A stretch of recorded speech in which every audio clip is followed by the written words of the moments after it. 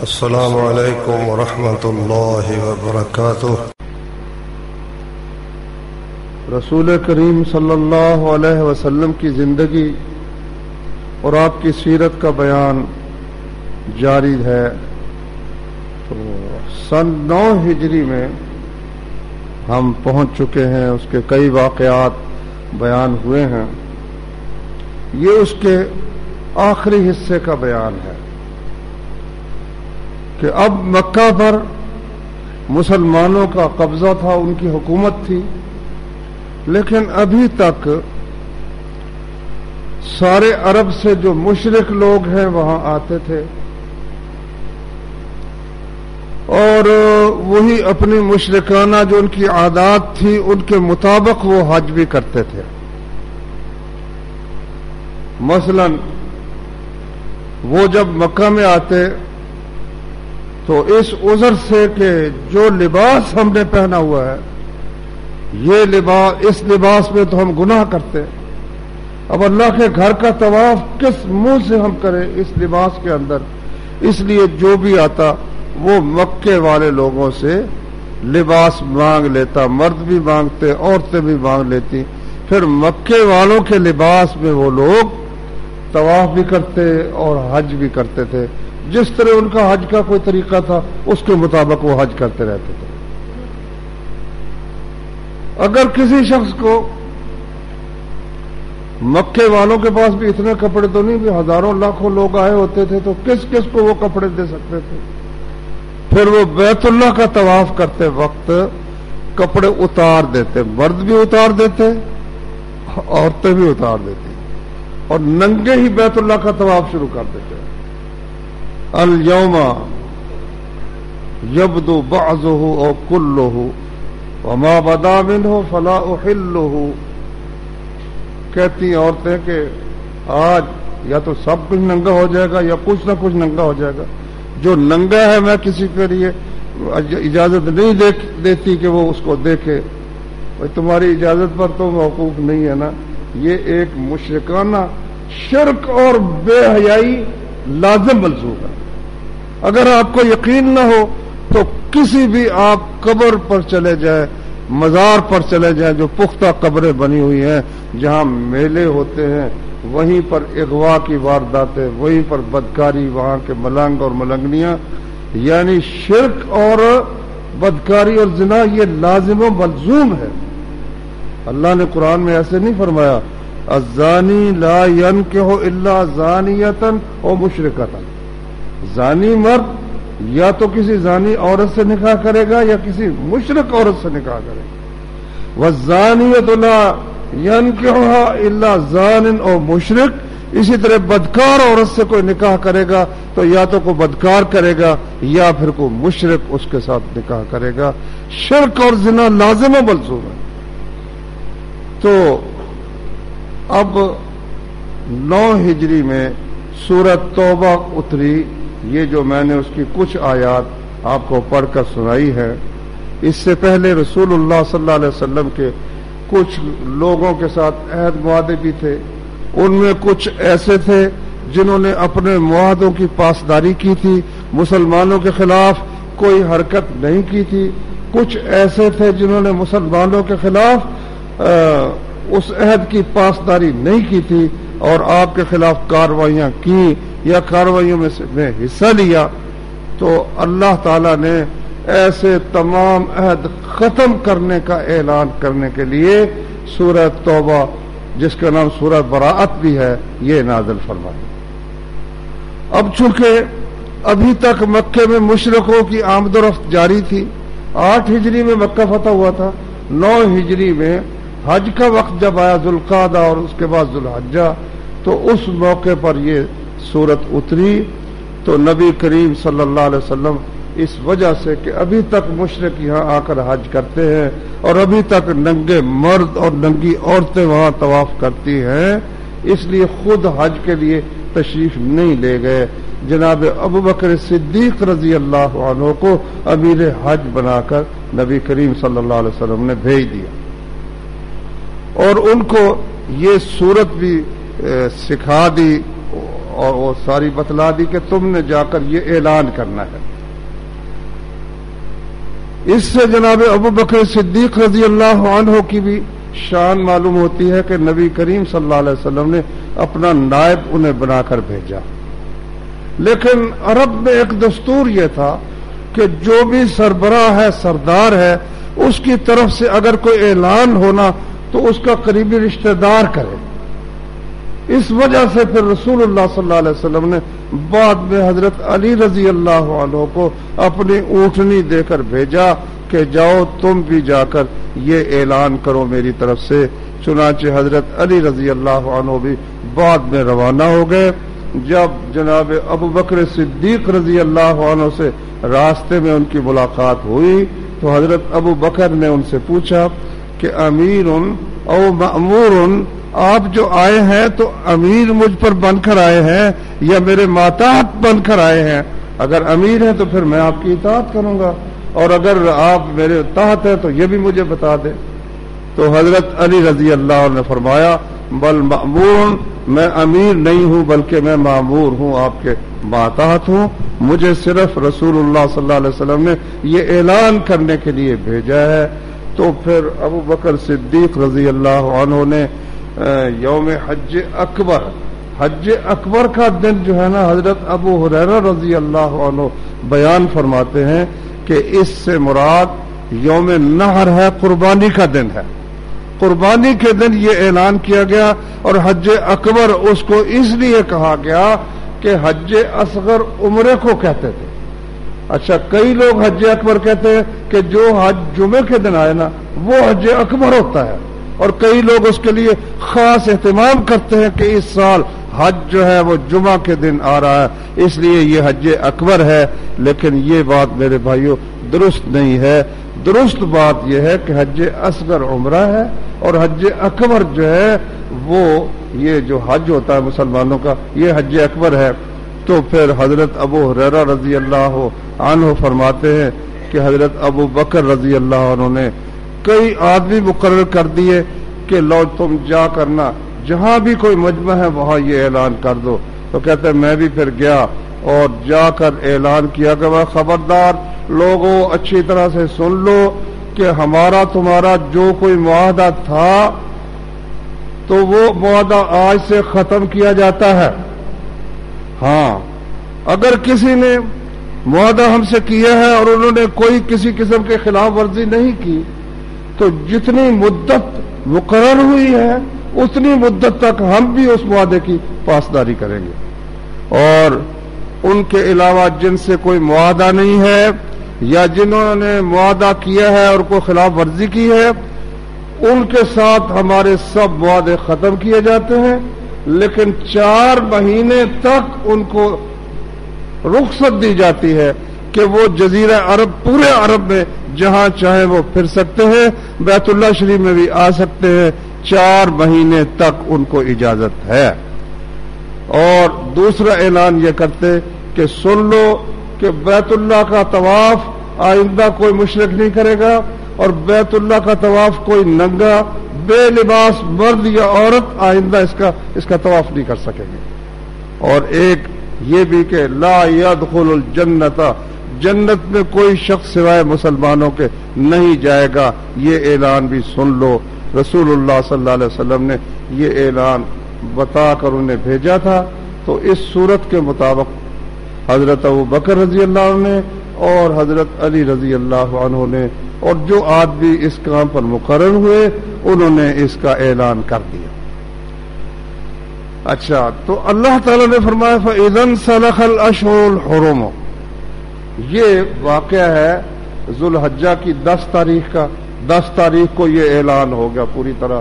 اب اس کے بعد 4 مہینے، 10 محرم کو 1 مہینہ، اور 10 صفر تک 2، اور 10 ربیع الاول تک 3، اور 10 ربیع الثانی تک 4 مہینے۔ یہ 4 مہینے مراد ہیں۔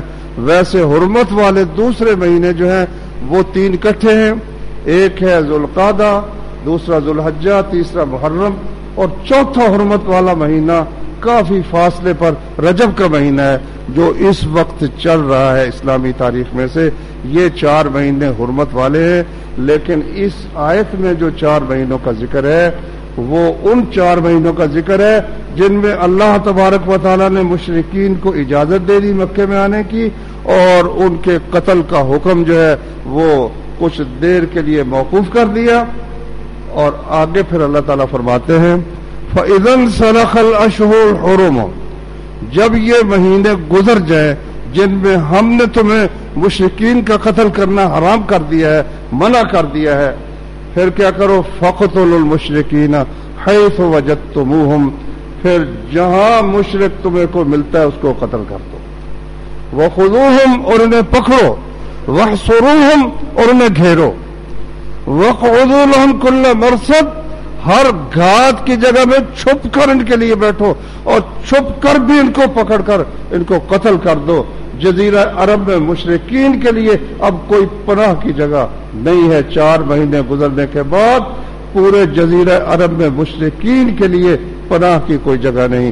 یہ اعلان اللہ کی طرف سے ہو گیا. اچھا میرے بھائیوں، اب مشرکین جو تھے نا، عرب کے مشرکین اور جو عیسائی اور یہودی تھے، عیسائیوں اور یہودیوں کو اہل کتاب کہا گیا ہے. مجوسی بھی رسول اللہ صلی اللہ علیہ وسلم نے فرمایا مجوسیوں کے ساتھ بھی اہل کتاب والا معاملہ کرو، نبی صلی اللہ علیہ وسلم کے فرمان کے مطابق. تو ان کا حکم اسی صورت میں کچھ آگے جا کر اللہ تعالیٰ نے بیان فرمایا ہے کہ جو اہل کتاب ہیں، یہودی عیسائی ہیں، ان کے ساتھ تم نے کیا معاملہ کرنا ہے. ان کا آگے اللہ تعالیٰ نے بیان فرمایا. ان کے لیے 3 صورتیں ہیں، تینوں صورتوں میں سے کوئی ایک صورت وہ اختیار کر سکتے ہیں. لیکن جو مشرکین تھے نا، عرب کے مشرکین، بت پرست، ان کے لیے صرف 2 راستے اللہ تعالیٰ نے رکھے. فرمایا یا تو اگر وہ اپنے کفر اور شرک پر اصرار کرتے ہیں تو انہیں جہاں ملتے ہیں قتل کر دو، اور فَإِن تَابُوا، آگے اللہ نے فرمایا اگر وہ اپنے کفر و شرک سے توبہ کریں، وَأَقَامُوا الصَّلَاةَ، اور نماز قائم کریں، وَآتَوُا الزَّكَاةَ، اور زکوٰۃ ادا کریں، فَخَلُّوا سَبِيلَهُمْ، پھر ان کو چھوڑ دو، ان کو کچھ نہ کہو. اگر وہ توبہ کریں، کلمہ پڑھیں اور نماز قائم کریں اور زکوٰۃ ادا کریں، فَخَلُّوا سَبِيلَهُمْ، پھر ان کا راستہ چھوڑ دو. ان اللہ غفور الرحیم، اللہ بخشنے والا ہے، بے حد رحم کرنے والا ہے. اللہ اکبر. 4-5 آیتیں چھوڑ کرنا، اس کے بعد پھر اللہ تعالیٰ نے دوبارہ فرمایا فَإِن تَابُوا وَأَقَامُوا الصَّلَاةَ وَآتَوُا الزَّكَاةَ فَإِخْوَانُكُمْ فِي الدِّينِ، اگر وہ کفر سے توبہ کریں، شرک سے توبہ کریں اور نماز قائم کریں اور زکوٰۃ ادا کریں، فَإِخْوَانُكُمْ فِي الدِّينِ، تو پھر وہ دین میں تمہارے بھائی ہیں. جس طرح اللہ نے سورہ حجرات میں فرمایا نا، انما المؤمنون اخوة فاصلحوا بین اخویکم، مومن تو آپس میں بھائی ہیں، اس لیے اپنے بھائیوں کے درمیان صلح کروایا کرو. تو ایمان لانے کے بعد اہل ایمان کے درمیان ایک اخوت پیدا ہو جاتی ہے، ایک دوستی اور بھائی چارہ پیدا ہو جاتا ہے. ہر مسلمان دوسرے بھائی کا، دوسرے مسلمان کا بھائی ہے. المسلم اخو المسلم، مسلم مسلم کا بھائی ہے. لا یظلمہ ولا یسلمہ ولا یخذلہ، نہ وہ اس پر ظلم کرتا ہے، نہ اس کو وہ بے یار و مددگار چھوڑتا ہے، نہ کسی دوسرے کے حوالے اس کو کرتا ہے. یہ رسول اللہ صلی اللہ علیہ وسلم نے فرمایا. تو یہ جو اخوت دینی ہے، جس کے ساتھ کوئی شخص امت مسلمہ میں داخل ہو جاتا ہے، وہ کیا ہے؟ 3 چیزیں اللہ نے اس کی نشانی بیان فرمائی ہے. فَإِن تَابُوا، پہلی بات تو یہ ہے کہ وہ کلمہ پڑھے، اپنے کفر سے، شرک سے توبہ کر کے وہ اللہ وحدہ لا شریک کی عبادت کا اقرار کرے. اشہد ان لا الہ الا اللہ واشہد ان محمد رسول اللہ، رسول اللہ صلی اللہ علیہ وسلم کی رسالت کا، نبوت کا اقرار کرے اور اللہ تعالیٰ کی وحدانیت کا اقرار کرے. پہلی بات یہ ہے. اور دوسری بات یہ ہے کہ وہ نماز قائم کرے، اور تیسری بات یہ ہے کہ زکوٰۃ ادا کرے. اب کوئی شخص مسلمان ہو گیا، ساتھ ہی ظہر کی نماز آ گئی، اب وہ نماز نہیں پڑھتا تو وہ مسلم برادری میں کیسے شامل ہوگا بھائی؟ ٹھیک ہے کلمہ پڑھ کر وہ برادری میں شامل تو ہو گیا، لیکن اب اس سے پہلا تقاضا اللہ تبارک و تعالیٰ کا یہ ہے کہ بھائی نماز پڑھو اور زکوٰۃ ادا کرو۔ حضرت عبداللہ بن عمر رضی اللہ عنہ فرماتے ہیں کہ میں نے رسول اللہ صلی اللہ علیہ وسلم سے سنا، آپ فرماتے تھے امرت ان اقاتل الناس، مجھے حکم دیا گیا ہے کہ میں لوگوں سے لڑوں حتی یشہدوا ان لا الہ الا اللہ وان محمد رسول اللہ، یہاں تک کہ وہ اس بات کی شہادت دے کہ اللہ کے سوا کوئی عبادت کا حق نہیں رکھتا اور محمد صلی اللہ علیہ وسلم اللہ کے رسول ہے، اور نماز قائم کرے اور زکوٰۃ ادا کرے۔ فَإِذَا فَعَلُوا ذَلِكَ، جب وہ یہ تین کام کریں، عَصَمُوا مِنِّي دِمَاءَهُمْ وَأَمْوَالَهُمْ، انہوں نے اپنے خون اور اپنے مال مجھ سے محفوظ کر لیے، إِلَّا بِحَقِّ الْإِسْلام، مگر اسلام کا حق اگر ان پر کوئی ثابت ہوتا ہے، مثلا وہ کسی کو قتل کر دیتے تو نماز بھی پڑھتے ہیں زکوٰۃ بھی دیتے ہیں، لیکن یہ جرم ہے قصاص میں قتل کیے جائیں گے، یا شادی شدہ ہو کر زنا کرتے ہیں، شہادتیں قائم ہو گئی ہیں یا وہ اقرار کرتے ہیں تو ان کو پھر سزا رجم دی جائے گی، اسلام کے حق کی وجہ سے الگ بات ہے، ورنہ ان کی جانیں اور ان کے مال محفوظ ہو گئے۔ رسول اللہ صلی اللہ علیہ وسلم نے فرمایا وَحِسَابُهُمْ عَلَى اللَّهِ، کوئی شخص اگر یہ کہے کہ یہ بھائی کلمہ تو پڑھتا ہے اور نماز بھی پڑھتا ہے زکوٰۃ بھی دیتا ہے لیکن اندر سے یہ بے ایمان ہے، اندر سے اس کا عقیدہ گندا ہے، فرمایا رسول اللہ صلی اللہ علیہ وسلم نے میری یہ ذمہ داری نہیں کہ میں کسی کے دل کو چیر کر دیکھتا پھروں، حسابہم علی اللہ، جو شخص کلمہ پڑھتا ہے نماز پڑھتا ہے زکوٰۃ ادا کرتا ہے، فرمایا یہ ہمارا مسلمان بھائی ہے اور اس کا خون بھی محفوظ ہے، اس کا مال بھی محفوظ ہے۔ صحیح بخاری اور صحیح مسلم اور حدیث کی اکثر کتابوں میں یہ حدیث موجود ہے، اور قرآن مجید کی آیت میں تو واضح طور پر ہے نا، فَإِن تَابُوا وَأَقَامُوا الصَّلَاةَ وَآتَوُا الزَّكَاةَ فَخَلُّوا سَبِيلَهُمْ، اگر وہ توبہ کریں، نماز ادا کریں اور زکوٰۃ ادا کریں تو ان کے راستے کو چھوڑ دو، کیونکہ اللہ تعالیٰ پھر بخشنے والا ہے، بے حد مہربان ہے۔ لیکن اگر ایک شخص نماز ہی نہیں پڑھتا، رسول اللہ صلی اللہ علیہ وسلم نے فرمایا لقد ہممت ان آمر رجالا، میں نے ارادہ کیا کہ میں کچھ آدمیوں کو حکم دوں کہ تم نماز پڑھاؤ، اور میں خود جا کر جو لوگ مسجد میں آ کر نماز نہیں پڑھتے میں ان کے گھروں کو جلا دوں، نبی کریم صلی اللہ علیہ وسلم نے فرمایا، مگر ان گھروں میں عورتیں بھی ہیں بچے بھی ہیں، اب ان کے لیے تو مسجد میں آنا ضروری نہیں ہے، وہ اپنے گھر میں نماز پڑھ سکتے ہیں۔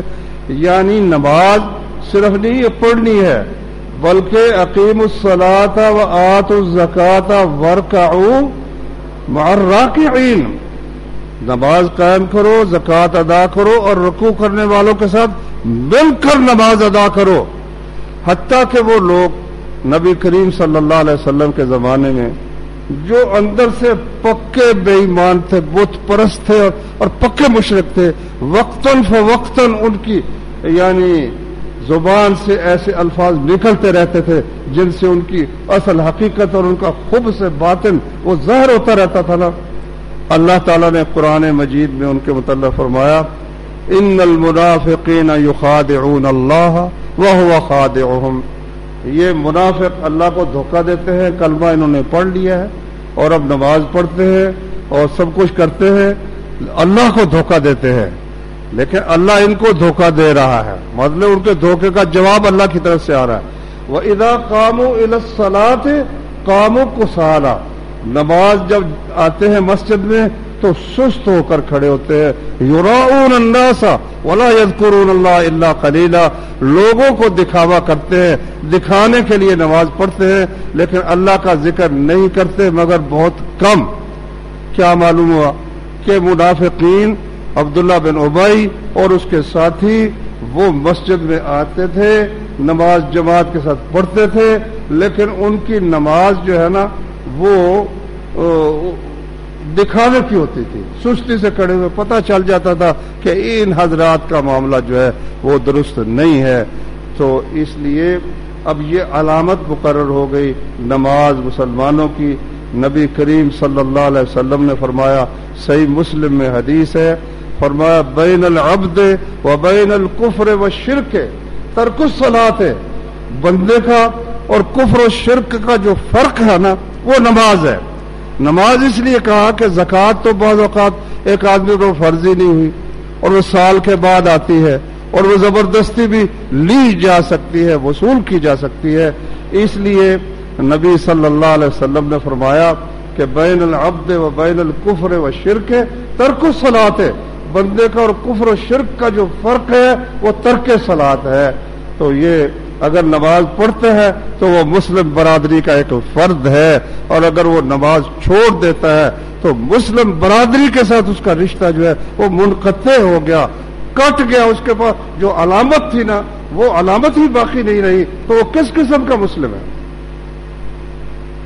صحیح بخاری میں ایک حدیث ہے، رسول اللہ صلی اللہ علیہ وسلم نے فرمایا، میں حوض کوثر پر بیٹھا ہوں گا جو بہت وسیع، آپ نے بتایا بہت ہی کئی سینکڑوں میلوں کے حساب سے وسیع و عریض ہے، اور اس کا پانی شہد سے زیادہ میٹھا ہے، اور اس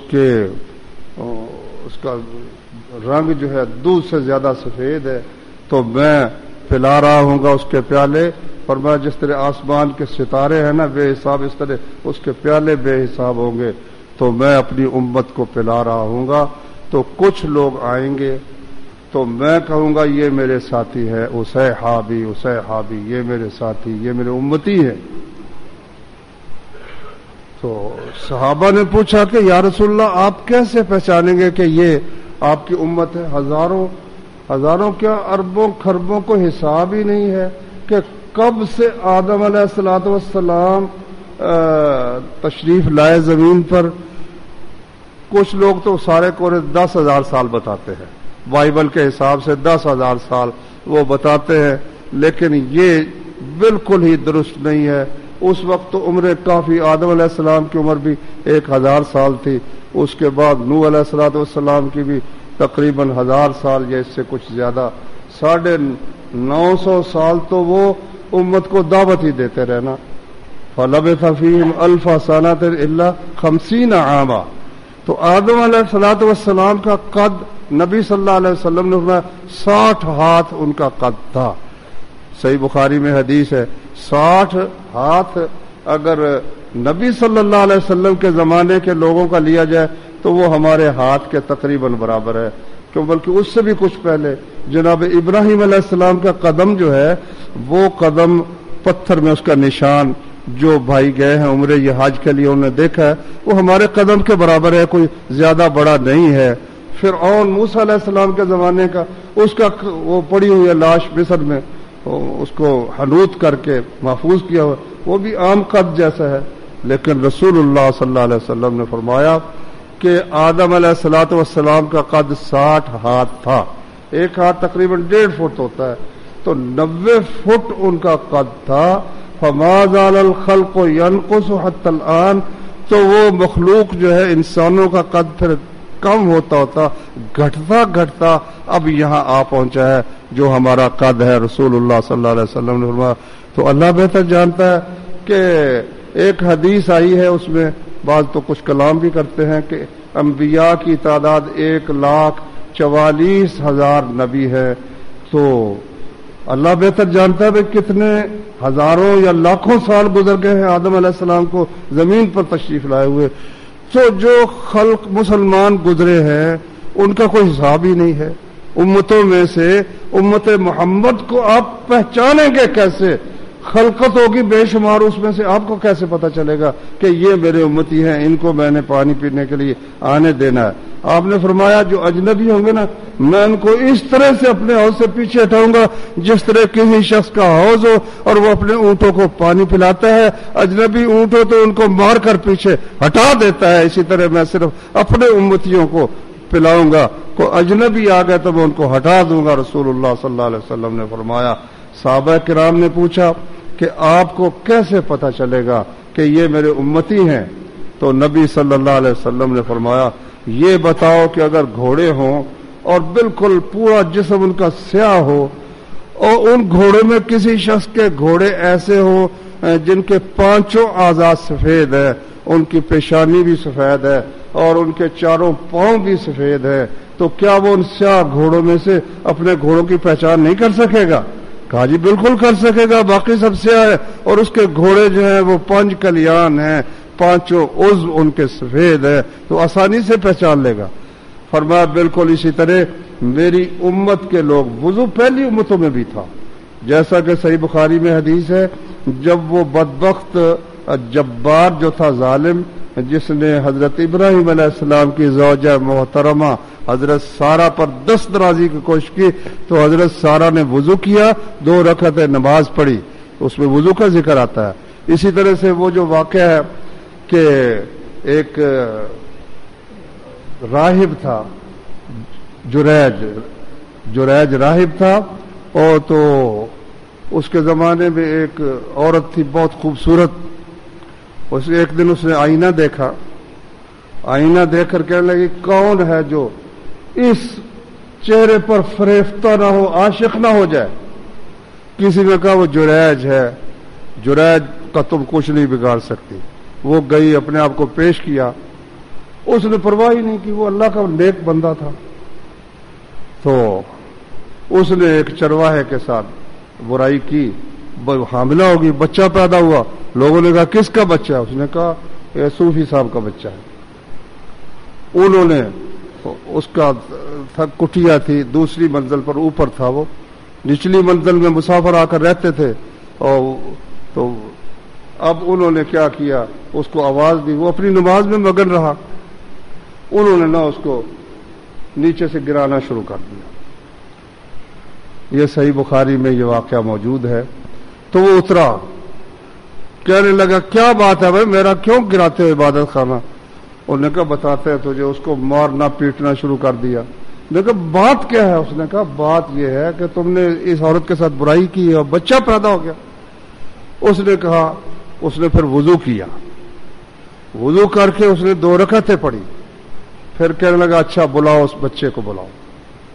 بچے کو بلایا، کہا یا بابوس، اے بچے تیرا باپ کون ہے؟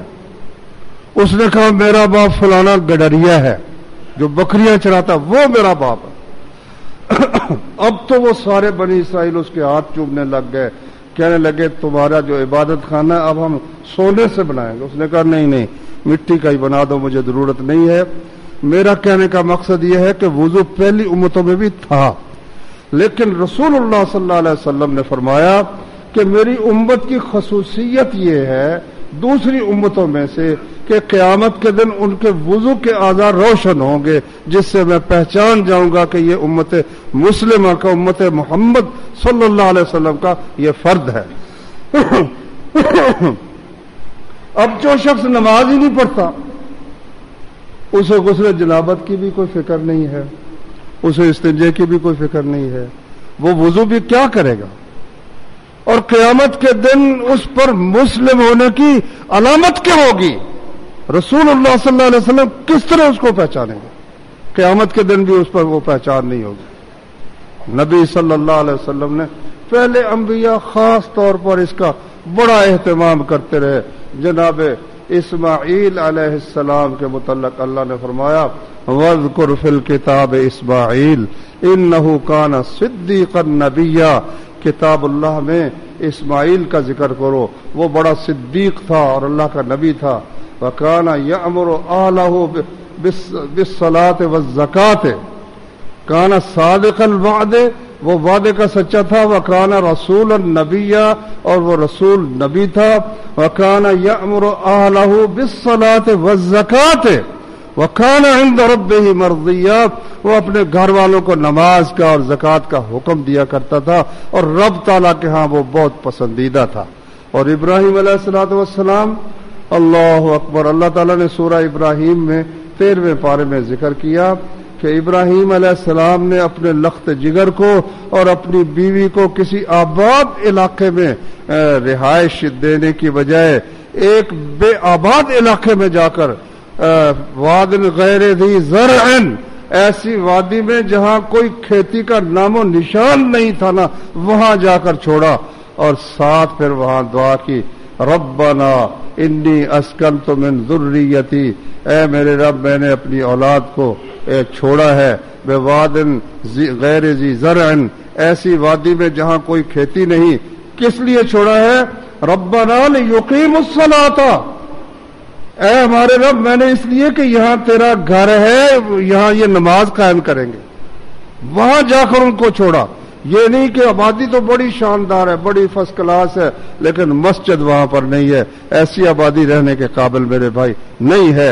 ابراہیم علیہ السلام نے اس بے آباد ویرانے کو صرف مسجد حرام کی وجہ سے، بیت اللہ شریف کی وجہ سے اس قابل سمجھا کہ وہاں اپنے بچوں کو جا کر ٹھہرائیں.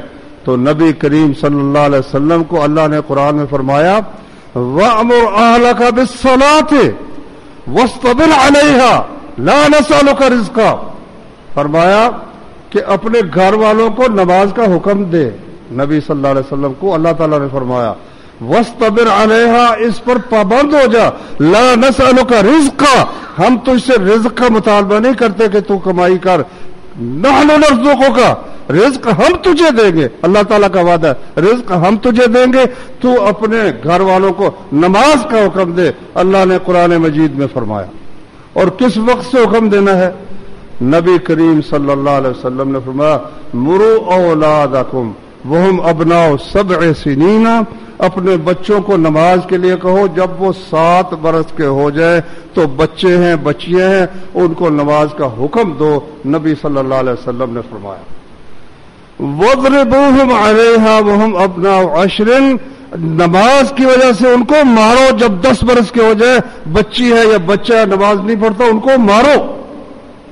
اب کئی لوگ وہ لاڈ پیار سے خود تو مسجد میں تشریف لے آئے، بابا جی مسجد میں آتے ہیں، پہلی صاحب میں آتے ہیں، اذان بھی کہتے ہیں، بچے گھر میں ہیں، دکان پر بیٹھے ہوئے ہیں، ان کی کوئی فکر ہی نہیں ہے. پھر جب وہ ان کو عادت پڑ جاتی ہے بے نماز ہونے کی، پھر کہتے ہیں جی یہ بچہ کہا نہیں مانتا، جی اب بھائی نماز کے لیے کہو. جی اب کہا تو ہے، وہ نہ مانے تو کیا کرے؟ جو وقت تھا کہنے کا اور زبردستی ان کو عادت ڈالنے کا. دیکھو نا، یہ جو ایک ہوا کرتے تھے انجن ہوتے تھے بھاری، ان کا ایک چکا ہوتا تھا، پہلے زور لگا کر اس کو چلانا پڑتا تھا، پھر وہ چل پڑتے تھے، پھر وہ انجن دوسری چیزوں کو بھی کھینچتا چلا جاتا تھا. اسی طرح سے کچھ وقت کچھ سختی بھی کرنی پڑتی ہے. رسول اللہ صلی اللہ علیہ وسلم سے بڑھ کر کون مہربان اور کون شفیق اور نرم دل ہوگا؟ نبی صلی اللہ علیہ وسلم فرما رہے ہیں وَاضْرِبُوهُمْ عَلَيْهَا وَهُمْ أَبْنَاءُ 10، 10 برس کے ہو جائے تو پھر کیا کرو؟ نماز کی وجہ سے ان کو مارو. ایک حکم یہ عبادت کا ہے اور ایک حکم پاک دامنی کے لیے رسول اللہ صلی اللہ علیہ وسلم نے دیا وَفَرِّقُوا بَيْنَهُمْ فِي الْمَضَاجِعِ، بستر الگ کر دو. 2 سگے بھائی بھی کٹھے نہیں سوئیں گے، 2 بہنیں کٹھی نہیں سوئیں گے. بھائی بہن 10 برس کے ہو جائے کٹھے ایک بستر میں نہیں سوئیں گے. یہ اللہ تبارک و تعالی نے نبی کریم صلی اللہ علیہ وسلم کو حکم دیا. نبی صلی اللہ علیہ وسلم نے ہمیں یہ بات بتا دی. تو میرے بھائیوں، بڑی بات چلتی ہے جی مسلمانوں میں اتفاق نہیں ہے، مسلمانوں میں یہ کمزوری ہے، یہ کمزوری ہے، جبکہ اللہ تعالیٰ تو کہتا ہے کہ مسلمان ہی غالب ہوں گے.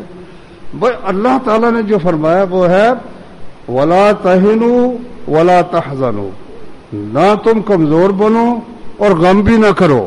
وَأَنْتُمُ الْأَعْلَوْنَ، صرف تم دنیا پر غالب ہو، صرف تم دنیا پر غالب ہو.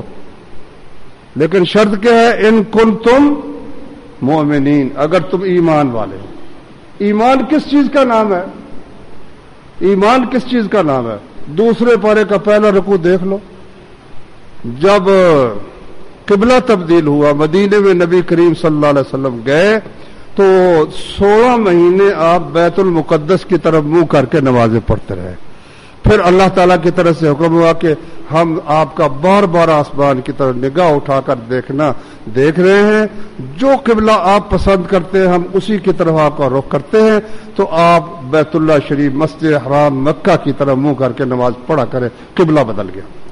اب یہودیوں نے اور منافقوں نے یہ کہا کہ اب اس کا مطلب یہ نکلا کہ یہ 16 مہینے جو بیت المقدس کی طرف منہ کر کے نماز پڑھتے رہے، ان کا تو پھر وہ نماز ضائع ہو گئی، ان کی نماز کا کیا بنے گا؟ وہ تو منہ کرتے قبلے کی طرف، انہوں نے بیت الحرام کی طرف مکہ کی طرف منہ کیا ہی نہیں، اور وہ تو نماز پڑھتے رہے بیت المقدس، ان کا کیا بنا؟ اللہ نے قرآن میں فرمایا وَمَا كَانَ اللَّهُ لِيُضِيعَ ایمانکم، اللہ تمہارے ایمان کو ضائع نہیں کرے گا، وہ 16 مہینے کا جو تمہارا ایمان ہے اللہ اس کا تمہیں اجر دے گا، اس کو ضائع نہیں کرے گا۔ بھائیو بتاؤ اس ایمان سے کیا مراد ہے؟ ما کان اللہ لیضیع ایمانکم، اللہ تمہارا ایمان ضائع نہیں کرے گا، اس ایمان سے کیا مراد ہے؟ وہ نماز جو تم نے پڑھی بیت المقدس کی طرف منہ کر کے، اللہ تعالیٰ اس کو ضائع نہیں کرے گا۔ بھائیو ٹھیک ہے ہم خوش فہمی میں مبتلا ہے کہ کلمہ ہم پڑھتے ہیں، مگر کلمہ پڑھنے کے بعد اس کا عملی ثبوت جو ہے وہ تو نماز ہے۔ اگر ایک شخص نماز ہی نہیں پڑھتا تو حضرت شقیق فرماتے، ترمذی میں حدیث ہے، تابعی ہے، کہتے اصحاب رسول کسی چیز کے ترک کو کفر نہیں سمجھتے تھے کہ بندہ کافر ہو گیا سوائے نماز کے۔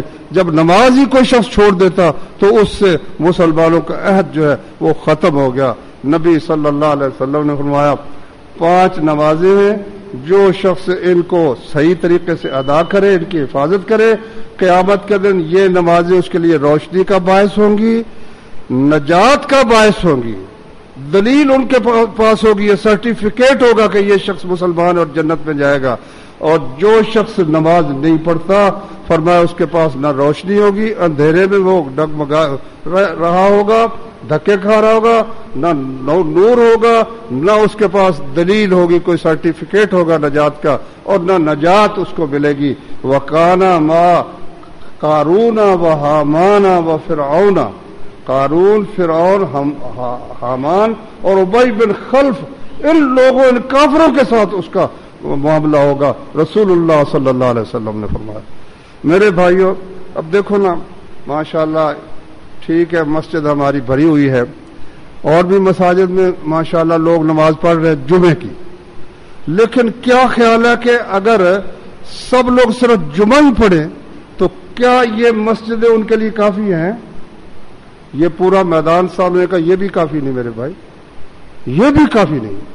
جس دن مسلمانوں نے اللہ کی توفیق سے اللہ کے گھر میں آنا شروع کر دیا، اس کے بعد جب کٹھے ہوں گے تو پھر سربلندی کے لیے، جہاد کے لیے بھی اللہ کے فضل سے وہ کوشش کریں گے۔ اب جب وہ اپنے اپنے کام میں مصروف ہے، کوئی فیکٹری میں بیٹھا ہوا ہے، کوئی دکان پر بیٹھا ہوا ہے، دین کی بات سننی ہی نہیں ہے، اور تو پھر وہ کس طرح سے اس بات کی فکر کریں گے؟ اس لیے اللہ تعالیٰ نے نشانی مقرر فرمائی کہ 4 مہینے کے بعد جو کافر نظر آئے اس کو قتل کر دو، مگر جو لوگ کلمہ پڑھیں، نماز قائم کرے، زکوٰۃ ادا کرے، یہ تمہارے دینی بھائی بن گئے، ان کو اب کچھ نہیں کہنا۔ اللہ تبارک و تعالی ہمیں، ہماری بیویوں کو، ہمارے بھائی بہنوں کو، ہمارے والدین کو اور ہماری اولاد کو، اللہ تعالی ہمارے ہمسایوں کو، تمام مسلمانوں کو نماز کا پابند بنائے۔ آخر دعوانا ان الحمد للہ رب العالمین۔